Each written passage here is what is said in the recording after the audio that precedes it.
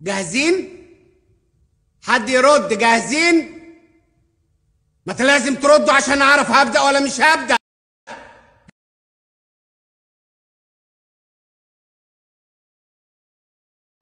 السلام عليكم. بسوي معاكم الكبة بدون فرامة بدون ماكينة. حطيت كوب من البرغل وبضيف عليه كوب ونص من الماء المغلي، وأقلب البرغل مع الماء وأغطيه أخليه من نص ساعة إلى ساعة.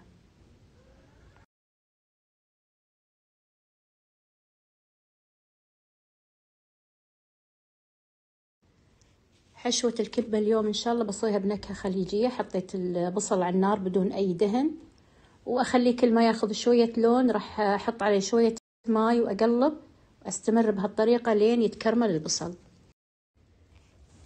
الحين بعد ما ياخذ البصل من الأسفل بالقدر شوية لون ذهبي بضيف شوي ماي وأقلب، نفس طريقة حشو المكبوس، يعني كأنكم تسوون حشوة للمكبوس.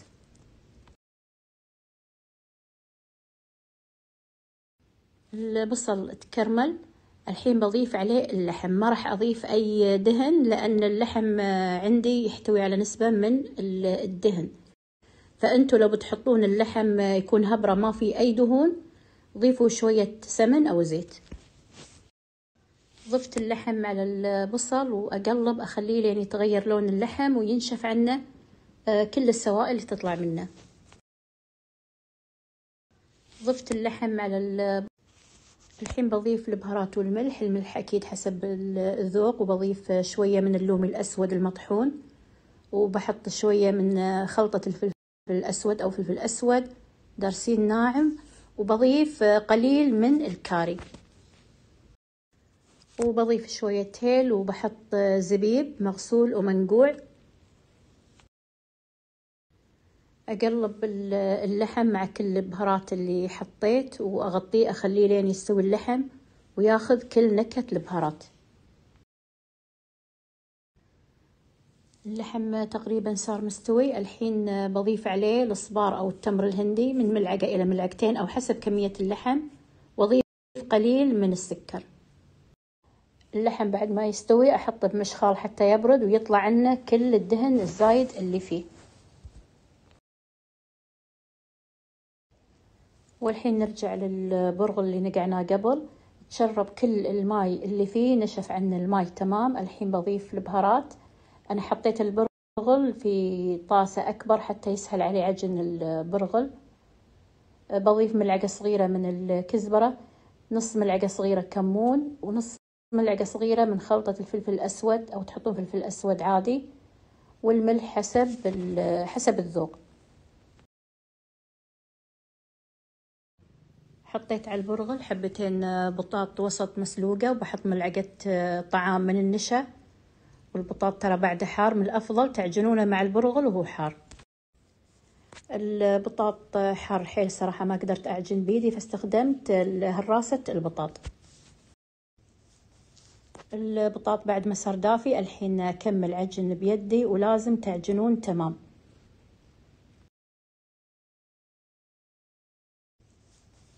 البطاط بعد ما صار دافي الحين أكمل عجن بيدي، ولازم تعجن.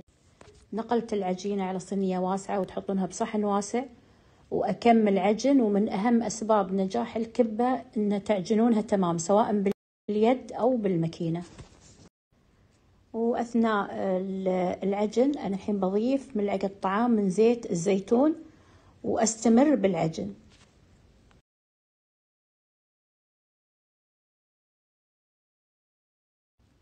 هذه العجينة ما شاء الله تبارك الله بعد ما عجنتها تمام تطلع عجينة ملسة متماسكة لينة سهلة التشكيل، ما فيها أي تشققات.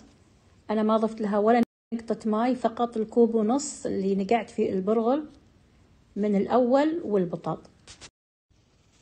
والحين بغطي العجينة، خليها بس ترتاح من 5 إلى 10 دقايق، وعلى ما يبرد الحشو نبدأ نشكل الكبة ونحشيها.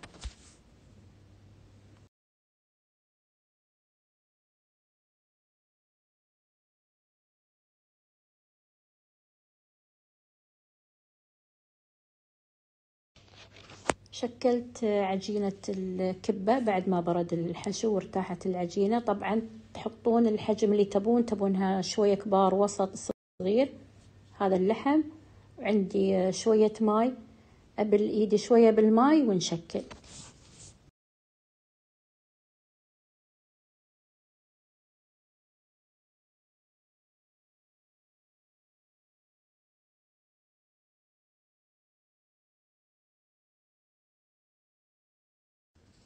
بعد ما شكلت الكبة بحطها بالفريزر. طبعا بغطيها أول وادخلها الفريزر من نص ساعة إلى ربع ساعة، بعدين أحمرها بزيت غزير.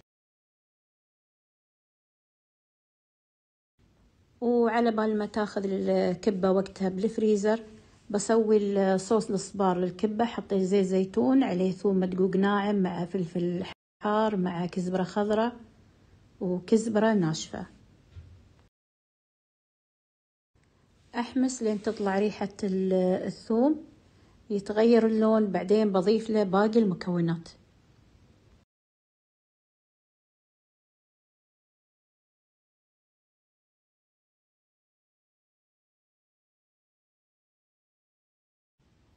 تغير لون الثوم. الحين بضيف عندي طماطتين وسط، شليت عنهم القشرة وضربتهم بالخلاط. أقلبهم مع باقي المكونات، أخليها تطبخ لين تتجانس.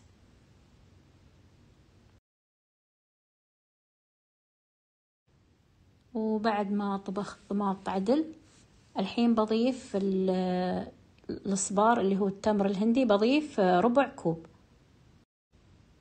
وبضيف الملح، بس الملح انتبهوا تضيفون لأن الصبار أحيانا يكون فيه ملوحة، فضيفوا شوي في البداية.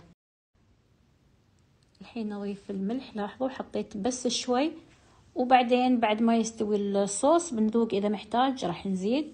حطيت شوية من خلطة الفلفل الأسود، وحطيت شوية من السكر، وخلاص الحين أقلب وأخلي هالصوص يتسبك براحته.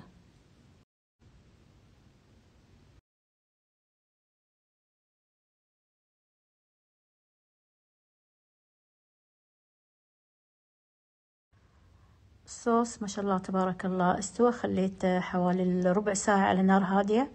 آخر شي بضيف كزبرة خضراء. دائما أي صوص أنتوا تسوون لازم تخلونه ياخذ راحته بالطبخ، يعني ما تستعجلون عليه. أقل شي تخلونه ربع ساعة حتى تتمازج كل النكهات ويتركز الطعم.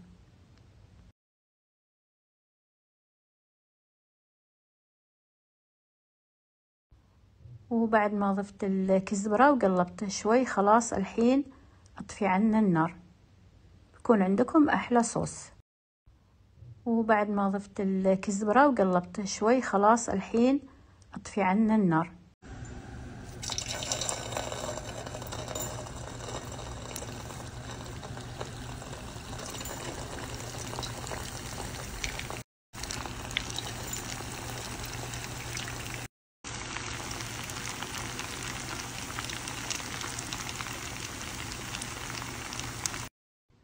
في زيت غزير وساخن حطيت الكبة، وما أقلبها من البداية، أخليها تقريبا من دقيقتين إلى 3 دقائق بالزيت. بعدين أبدي أقلبها، أخليها لين تاخذ اللون الذهبي، بعدين أشيلهم.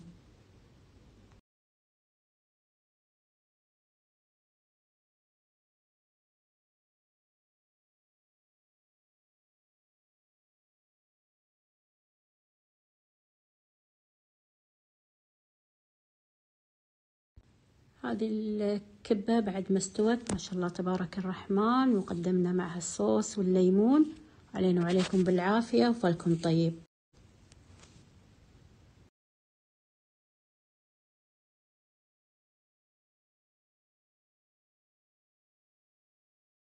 حبايبي عيال، انا ما اكل وايد والله، وايد اطعم، شويون مني وشويون مني.